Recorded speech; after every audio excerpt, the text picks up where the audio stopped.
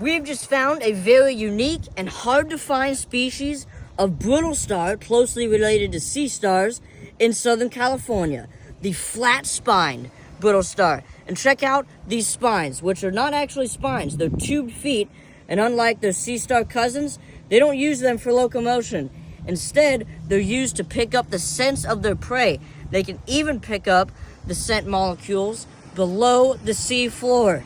If you didn't think brittle stars were cool enough, that is an awesome species. Such a neat find, Jax. High five. Nice.